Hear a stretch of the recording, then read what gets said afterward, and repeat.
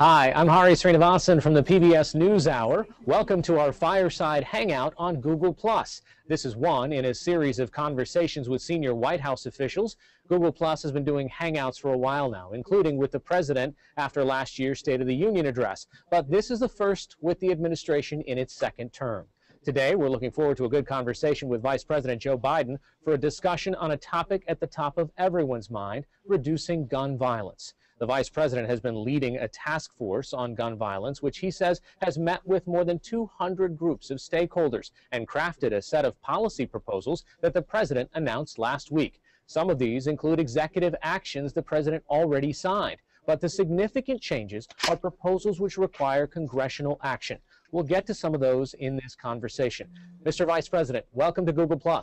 Harry, thanks for having me. I really appreciate it. And you're absolutely right. After what happened in Newtown and those 20 young children massacred and the teachers as well, the president asked me to go back because I've dealt with this issue in my career as former chairman of the Judiciary Committee, writing the crime bill and the first assault weapons ban and the increase in background checks, et cetera. And he asked me to put together a set of proposals that would ameliorate and hopefully significantly reduce the amount of gun violence in America. And toward that end, I met with 228 groups, from law enforcement officers to pro-gun groups, including the NRA, to sportsmen's organizations, educators, physicians, research people. And there actually is a beginning of emergence of a consensus of some of the positive things we can do to impact on gun violence in America. But I'm really anxious to hear what everyone else has to say and to try to answer questions, because the single best thing we can do is have a national dialogue about this, because as the president said, if we can do something that, even if it only impacts on saving one life of a child or an individual out there, it's worth doing. But I think we can do a lot more than that. All right, let me introduce our guest at this virtual roundtable near your fireside chat. Guy Kawasaki. He's an author and a technology expert living in Palo Alto, California. Morning. Hey, Guy. Phil DeFranco, who's a media entrepreneur and popular host of the Phil DeFranco Show on YouTube, which I'm sure you watch, Mr. Biden. Well, I have seen it. I wish I had your hair. All right, Teresa Tillett.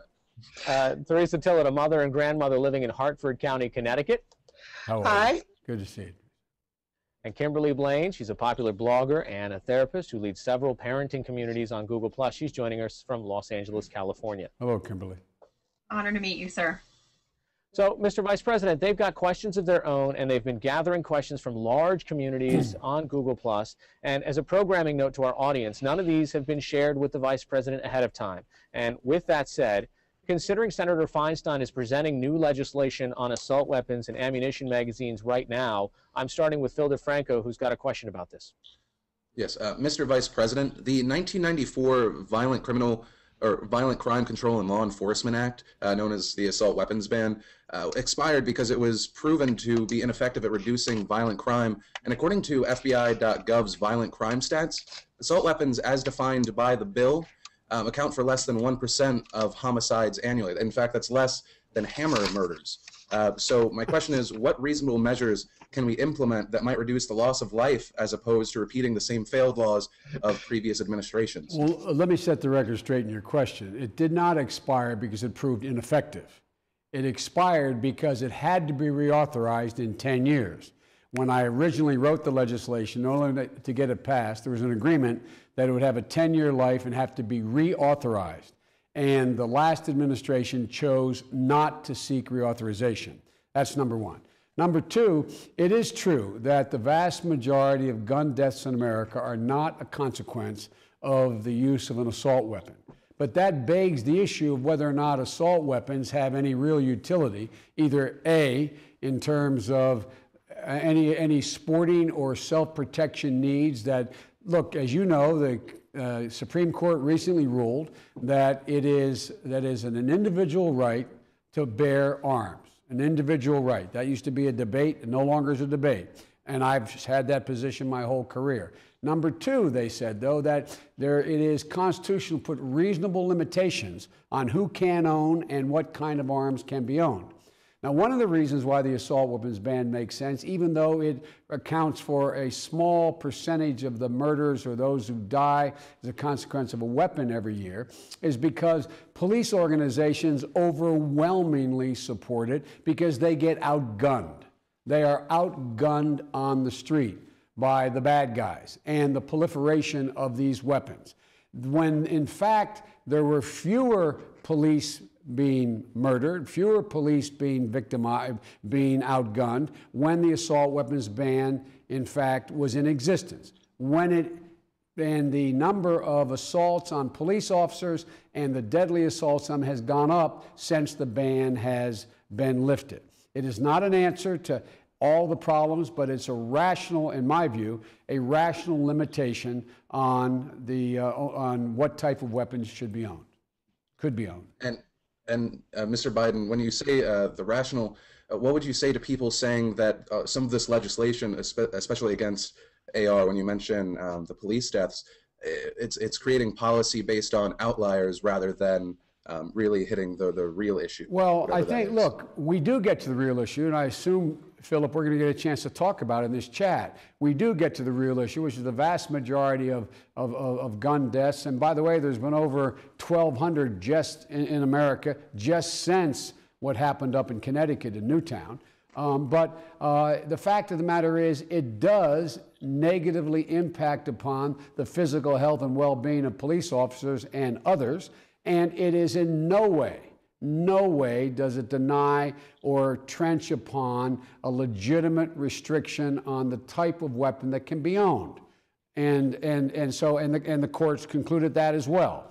So the idea that it doesn't solve every problem, although it only solves part of a problem, without trenching on anyone's individual rights, but because it doesn't solve the whole problem, you shouldn't do it, I don't buy the logic of that. Mr. Vice President, there have been several people online asking about the fact that you are a gun owner. You own 2 shotguns. Yes. What's your interpretation of the Second Amendment? My interpretation of the Second Amendment is an individual. It is an individual right, not a corporate right, not related to a militia. You have an individual right to own a weapon both for recreation, for hunting, and also for your self-protection. You have an individual right to do that. But just as you don't have an individual right to go out and buy an F-15 if you're a billionaire with ordnance on it, just like you don't have the right to go buy an M1 tank, just like you don't have a right to buy an automatic weapon, those judgments have been made that there are no reasonable societal justification or constitutional justification for owning them. And so my view is that it is totally a guarantee, not negotiable, that I'm able to own a weapon for sporting purposes as well as my own protection, but there should be rational limits on the type of weapon I can own that exceed the need, that would go beyond what I need for my protection or legitimate sporting activities. All right, I want to turn it over to Teresa Tillett. She's actually applying for a permit for gun ownership now. Teresa? Hi, Mr. Vice President.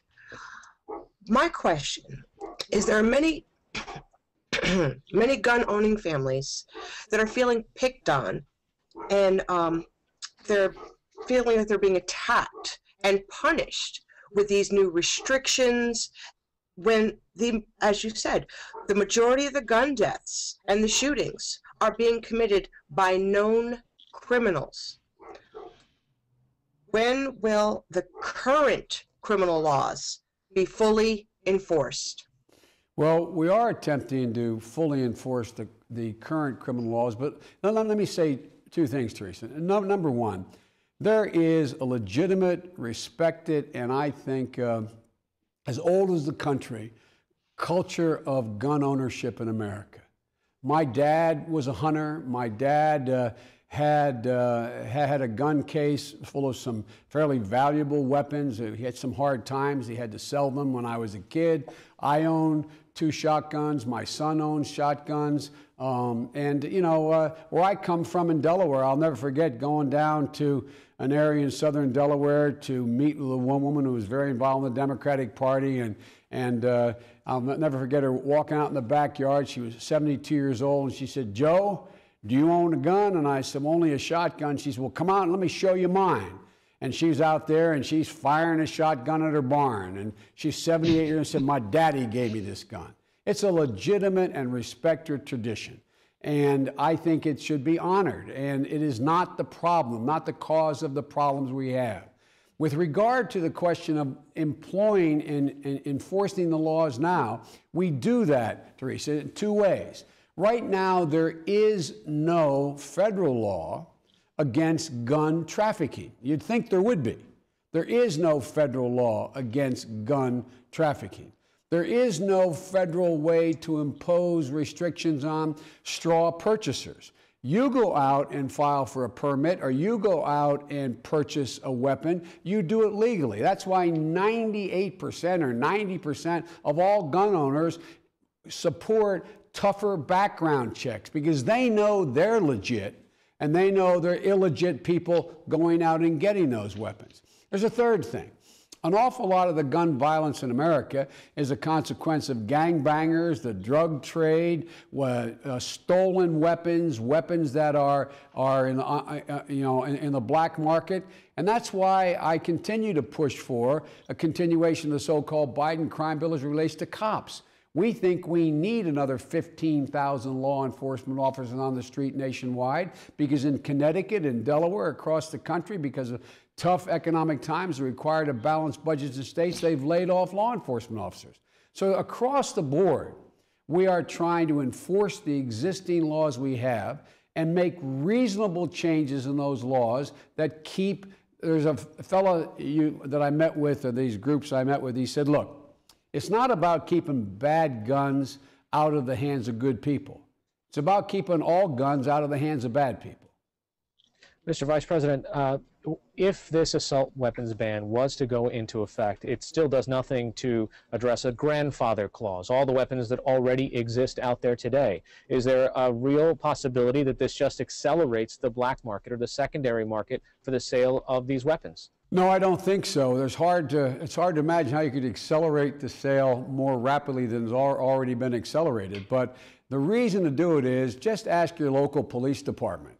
The idea that there are a lot of these weapons out there now, and therefore you should do nothing about putting more of them out there in the market because they're already there, that doesn't seem logical to me, nor does it seem logical to all the police agencies with whom I dealt with. They just they'd love to be able to do something about the ones that are out there, but realistically, that's not going to happen. But increasing the stock that's out there is not in anyone's interest, and it does nothing to violate anyone's Second Amendment rights. All right. Several of the executive actions as well as the congressional suggestions have to do with mental health. And I want to turn to Kimberly Blaine now, who's speaking today as a parent and as a mental health practitioner. Kimberly? Yes, thank you. So good to meet you, Vice President. Nice to meet you, this is an honor. You know, parents are absolutely thrilled that you're investing in strategies to make schools safer. However, there is a great concern that we're leaping too quickly into a one-size-fits-all by having more police on schools. We kind of, believe that prevention should be the main focus. Dealing with and identifying at-risk children and youth. So our question to you is, are you proposing sending more armed guards into school, or having schools hire more mental health professionals? Well, quite frankly, you probably forgot more about this subject than most people know based on your background. Let me say where we are. Mm-hmm. The first and most important thing is to engage in trying to come up with ways to prevent children who are at risk from falling into a circumstance where their whatever mental problems they may have, whatever emotional problems they have, before they metastasize into behavior that is antisocial. And so one of the things we've done, we're proposing, is a new project called Project Aware, where we are going in, just like you teach school teachers about everything from CPR to basic first aid. We are able to go in and with this proposal and train school personnel to identify aberrant behavior that warrants someone like you, or a professional, looking at it. And so there is a mechanism by which we are going to provide that kind of training for school districts around the country and school teachers and administrators if they want it. It's a $40 million proposal to begin this process. The second piece of this is there also is a requirement, once that conduct is observed and it warrants a professional looking at it, to be able to get to the parents or the legal guardian and say, here are a menu of people you can go to. This is where you can get help. This is how you can get the help. Thirdly, because of what you know, the mental health parity that was passed in 2008, and because of the Affordable Care Act, the combination of those two things means that there is now affordable mental health care that will be available to all Americans. You have thousands of young children, as you know, aging out of Medicaid, for example, with mental health assistance from professionals who age out and all of a sudden they're not covered. So the whole idea is preventative here.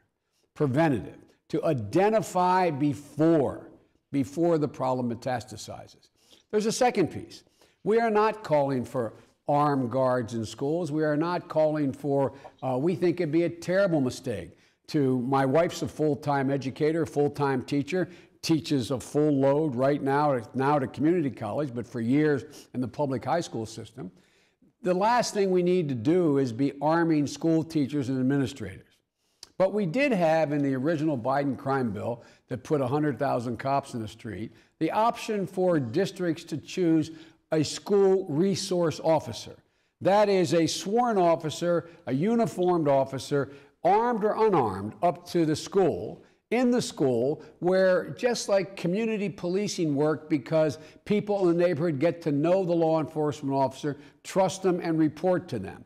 Students establishing relationship with a law enforcement officer to say, by the way, John, I just want you to know, when I opened my locker this morning, the guy 2 lockers down, I saw the butt of a gun in his locker. Don't tell anybody. There's a drug deal going to go down after school. It worked. It worked to lessen violence in the school. Now, we think it should be made more flexible. So in the proposal that we're making to make 1,000 of these school resource officers available, we're making it flexible enough for your school district could say, by the way, we'd like to compete for that money, but we don't want a law enforcement officer in our school. We want to hire a school psychologist with that money. So it's totally up to the school district as to how they want to use that money. But it's not about arming the schools. As the mayor of Chicago said, our schools, by and large, are relatively safe. It's getting to and from school where kids are the most unsafe, least safe.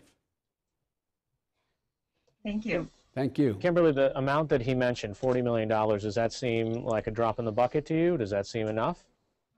Well, that's just, I think, a portion of the funding that they're allocating toward this, because I see there's $150 million to hire psychologists, social workers. So, but for that specific program, which is Project Aware, which, by the way, we are thrilled about this, so don't get me wrong, this is fantastic. This does seem like a really huge nut to crack. As we said, we want safety for the children. We want to be sure that mental health issues are being addressed very early on in the school system, and that teachers are empowered to come forth and say, am I allowed to say who I'm identifying in my class that might need services? We want to be sure. And so I don't know if 40 million is enough to train these teachers. Not. So we hope it is. By the way, it's not. But like every other program that I've been responsible for as a senator in the crime bill, you've got to demonstrate that it works and it's useful. The whole idea is that local communities at the end of the day would pick up this responsibility. This cannot be just a federal responsibility. These are local schools. This is a local requirement. That's what the whole COPS bill was about. Initially, people said, is there enough money? You're not paying Biden for the 100,000 cops over. So no, we're not. What we're doing is we're going to give you 75% of the money for 5 years. You got to maintain effort here. You can't reduce your police force if you take this money. And then you got to decide as a community, do you want to continue to fund these law enforcement officers? Guess what? It worked. Violent crime was reduced significantly. And so this is not a total federal responsibility. The way the federal government can lead is look at best practices, make them available to schools and school districts and states, as well as provide seed money to get this moving. But $40 million, the total package is $55 million on top of the other money Kimberly talked about. That's not enough to take care of the 90,000 schools, but it is a way to begin the process and demonstrate it works. Mr. Vice President, none of this happens in a vacuum. This is a very political time that we all live in. Guy Kawasaki is joining us from California. He's been trying to unpack some of this. Guy? Yes, thank you. Good morning, Mr. Vice President. Good morning, Guy. You know, what you say seems logical and reasonable with respect for both sides of the argument, Second Amendment and gun safety. Why is this so hard? I mean, how did it come to this point where special interest seems to control Congress, and, you know, even to the point of what research can be done? How did we get to this point? Well, look, let me choose my words here. Both left and right sometimes take absolutist positions. And yet the vast majority of the American people agree on certain basic principles relating to public safety and gun safety. And what happens is, for example, you'll hear, and I met with the NRA, by the way, you'll hear the NRA say, well, that may not be so bad, but it's a slippery slope. It's a slippery slope. If you allow that to happen, then next thing you know, you're going to call for firearms registration, gun registration, and you're going to be able to confiscate my weapon, et cetera. And so part of this is when the original crime bill was passed in '94, there was a great concern and consensus about the rise of gratuitous violence in America. And so there was a hue and cry going up nationally. In a sense, the crime bill worked too well, because what happened is violent crime diminished significantly.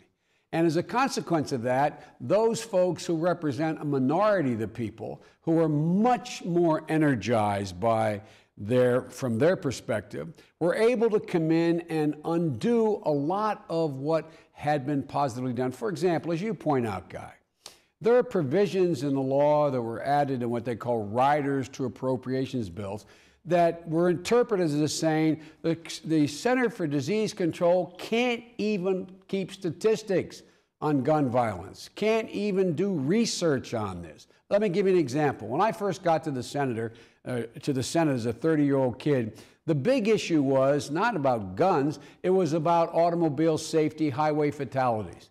And some of the automobile industry argued that the National Safety Council, Highway Safety Council, could not keep statistics. They were not able to keep statistics. It was after Ralph Nader's book, Unsafe at Any Speed. And so when I got down here as a 30-year-old kid, I was perplexed. How could that be? And I figured out why they didn't want to do it. Once we were able to start to keep the statistics and the National Highway Safety Council got engaged, they found out that the vast majority of people driving an automobile who were killed in an accident were killed because they were impaled by the steering column. There was a simple answer to that. Say to the engineers, build a column that can, in fact, release. Guess what? It costs more money. Automobiles makers didn't like it, but we passed it. Deaths went down dramatically, the same way passengers. Why were they dying? They weren't getting thrown through the front windshield. And that was the argument the automobile guy said, just have a restraint on your lap. They said, no, you need a seatbelt. Because why? They found out a majority or a significant percentage of people being killed were hitting their head, fracturing their skull on that bar that goes up from the body of the car to the roof, or on the bar that goes aside. Guess what? Put on a restraint. Restraints cost more money. But once the research was done, what's happened? We build much safer automobiles. And the one thing that bothers me is there's part of the interest group population out there that are afraid of facts. Let the facts lead where they will, and let the research be done. And that's one of the things the president and I believe very strongly. Let the facts work, including, you're out in California, including with regard to the entertainment industry. There is no hard data as to whether or not these excessively violent video games, in fact, cause people to engage in behavior that is antisocial, including using guns. There is one study done, I think it was, the American Academy of Pediatrics. They said if you watch 3 to 6 hours, kids watching 3 to 6 hours of video games, a lot of kids do that, can lead to aggressive behavior. They didn't make the next connection saying that leads to violent behavior, but there's no studies done. So I recommended to the president that we do significant research. Let CDC, let the National Institute of Health, let these people go out and look at the pathology that's behind this, if there is a pathology related to gun violence. We shouldn't be afraid of the facts. Okay. So, as you say, I'm a citizen of California. Dianne Feinstein's my senator. Yep. Clearly, the representatives of my state are pro-gun control.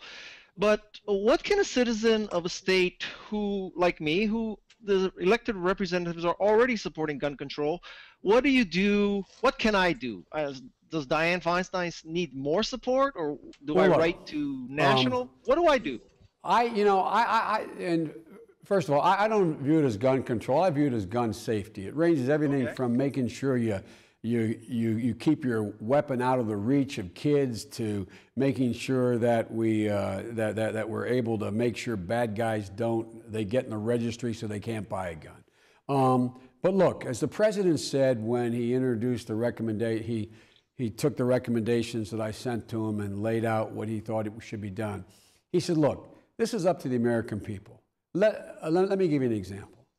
98%, according to the New York Times poll, 98% of the American people believe that there should be tighter controls on who can own a gun, who can keep the guns out of the hands of felons and folks who are adjudicated mentally incompetent to own a gun, etc.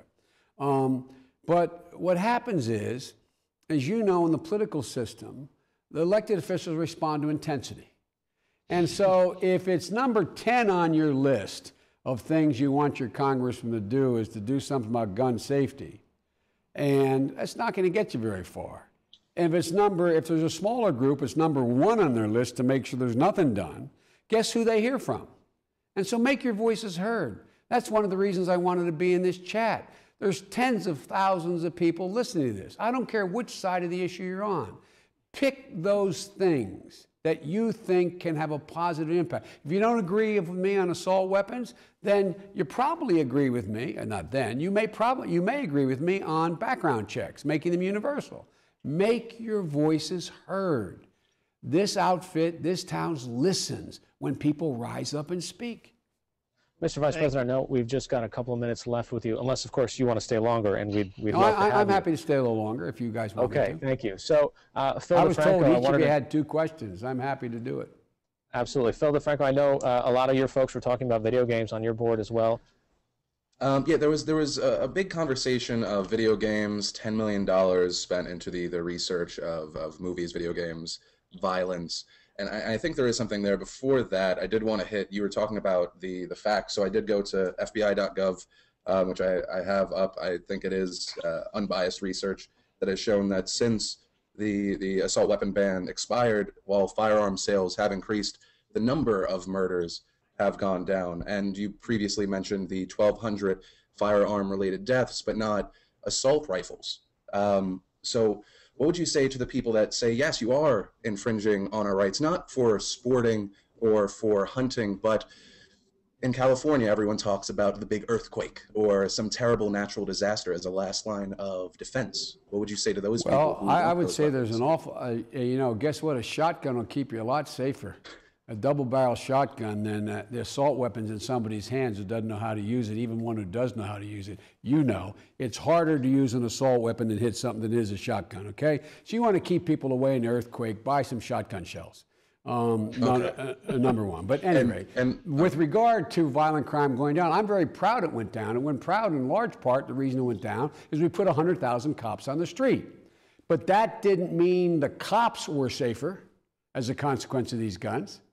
The cops were less safe the more assault weapons were on the street. They don't account for even, not only a bulk, they account for a small percentage of the gun crimes in America. More people out there get shot with a Glock that has that has cartridges that you can have magazines that can put 2, 10, 8, 12, 15, 30 shells in it than from any assault weapon you see. I'm much less concerned, quite frankly, about what you call an assault weapon than I am about magazines and the number of rounds that can be held in a magazine.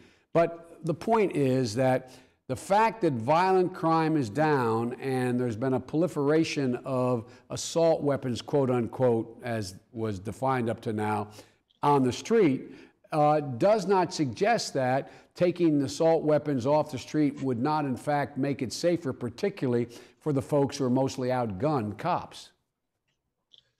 And you previously mentioned the magazine sizes. Yes. So I guess my question with that is the gunman in Connecticut fired 150 rounds, meaning that he had to swap out his 30-round magazines at least 4 times. Yep. With how fast you can swap out a magazine, do you think limiting the magazine size to 10 will have an impact? Well, let's assume, by the way, your facts are correct. About 30, he had some magazines I think only had 20 shells, but I'm not sure, 30 shells. So we had to swap out 4 or 5 times.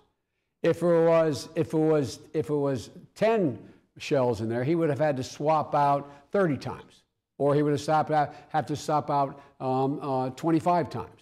And so what would happen is the response time, in fact, may have saved one kid's life. Maybe if it took longer, maybe one more kid would be alive. Let me give you an example. In the case of Gabby Gifford, when the guy had to swap out a new magazine, he fumbled. And he was able, and an older woman reached up and grabbed his hand, and they subdued him. All of them would have been dead had he not had to change that magazine. Had there been 30 clips in that magazine, or 40 clips in that magazine. The same way with Aurora. A guy had 100 shells in the magazine. Fortunately, it jammed. It jammed enough that it gave time for folks to get there and, in fact, save lives. So, look, I'm not making the argument that this will end crime or I make the argument this way. There is no sporting need that I'm aware of to have a magazine that holds 50 rounds. None that I'm aware of. And I'm a sportsman. Number one. Number two, there is no diminution of your ability to physically protect yourself having 10 clips in a round. Having 10 rounds in a clip instead of 30 or 40 rounds. And what it does do, now for a professional, it only takes you go to the FBI, they'll show it takes a second and 3/4 for a pro to change the clip. But not all these people are pros. And so if you just give if it took another, a minute and a half, 2 minutes, who knows who else might have been alive? And those kids may be alive, some of them. Mr. Vice President, we're out of time. Thank you very much for your time. Thank you. On behalf of all of us. I appreciate it very much. Write your congressman. For or against, write your congressman. All right, bye-bye. Bye-bye.